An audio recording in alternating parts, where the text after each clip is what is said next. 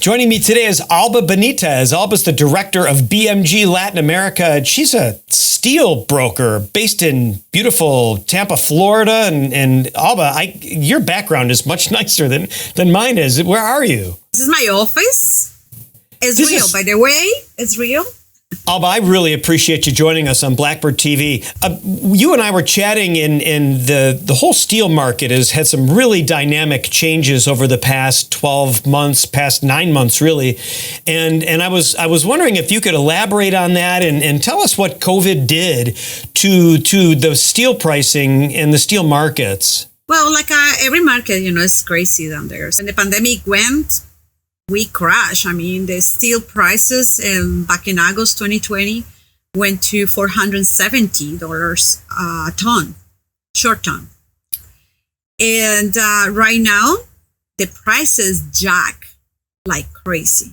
I mean, well, it's January. Right, it's January 2021 when we're recording this. So what's the price of that benchmark today? The benchmark right now is 1,010. 1,010. Wow. So that's a big change.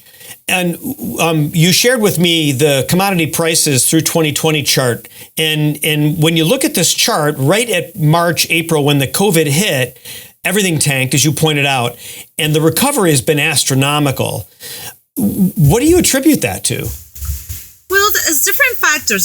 Steel is a change of different events, if I must say. Get back to China. Everybody's go back to China because China is the biggest consumer of a steel consumer in the world and the biggest producer as well. So China started consuming all this steel in 2020, like a summertime, right? Because, they didn't have COVID like we did. So the prices, they start consuming a lot of raw materials and minerals and everything like that. And all the metals and raw materials went up to, amazing, rapidly increasing the prices because they're consuming. Now, the raw materials, they are the main base of making steel. They are iron and scrap. And those are the factors that make the prices, raise. Of course, if you don't have raw materials are expensive, result, they is expensive making the material, the steel. But another factor is the automobile industry shut down, right? When pandemic happened, 3 months, no production. So the demand dropped incredibly. Yeah, but that one is the beginning of the pandemic, right? Right. So summertime come and they open and start producing all this massive production or automobile production. We had a residential construction. They just went to the roof as well.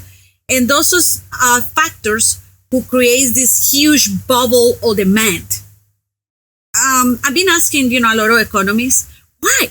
Why residents? Why construction residents? Why automobile? And get back to this. And it's making logic to this, on the whole thing. Millennials, it was focused in experience and traveling and going to the restaurants and do all these things that now with the pandemic they couldn't do. They moved their jobs to their houses, like my house, and they decide what they're going to put the money into. Bigger houses. And since they're moving out because they need bigger spaces, they don't care too much anymore to live in the city. So they require a car. Interesting perspectives. And I think you're onto something there.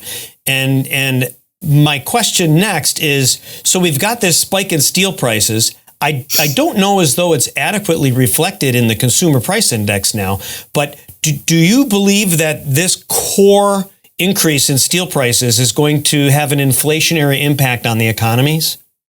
I'm pretty sure it is going to be because, the prices just went up, more than double Somebody has to eat that. Very well stated. I would just want to also point out this other chart, the GPD on a global level. It seems to have almost tracked the steel prices, and you said that it does that all the time. Can you elaborate on that? Well, what happened is the steel is the mother of the economy. You know, one of the biggest reasons is why Trump focused so much on do tariffs. I don't know if it went or people down there, listen, that Trump in 2018 put tariffs and all the steel coming in from China and Europe. So he put tariffs of 30%, 25%, and 10% depends on the origin. Mm-hmm. This one, it was based on national security.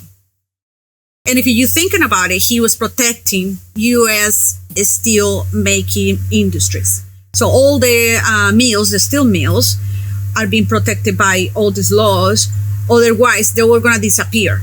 And what would happen if we got a war, or put it another way, 50% of all the steel that we make is going to infrastructure. Domestically is in the United States, okay. In United States. So imagine that. If you don't have steel mills, U.S. steel mills here in the United States, what will happen? We will depending on somebody else, depending in China, depending on, Russia, Brazil, all these countries. So it was a right move. Even if it affected me, because, I'm a steel broker, it was the right move. And you are a steel broker. Pretty much anything below Florida is your marketplace. You indicated that most of your sales go to Mexico. How did the U.S.-Mexico-Canada agreement, USMCA, impact your business? Well, the USMCA, actually, it was just a review of the NAFTA. So they were right now they're more restricted. Now it's 75% of the content of the whatever is being made in Mexico or Canada, it has to be from the region. Region means Canada, US, and Mexico. Right. So it's a huge thing. It would be a problem for the auto industry in Mexico, for example, if they're bringing materials from China to put in their cars. Listen, 55% of a car is steel. Is that by weight or by cost? By materials. By materials. Alba Benitez, it is fascinating to talk to you about such really specific things, and you're a wealth of knowledge. We're going to have your contact information up on the closing screen. I really appreciate your time today, and thanks for joining us on Blackbird TV. Thank you for having me, and have a blessed day.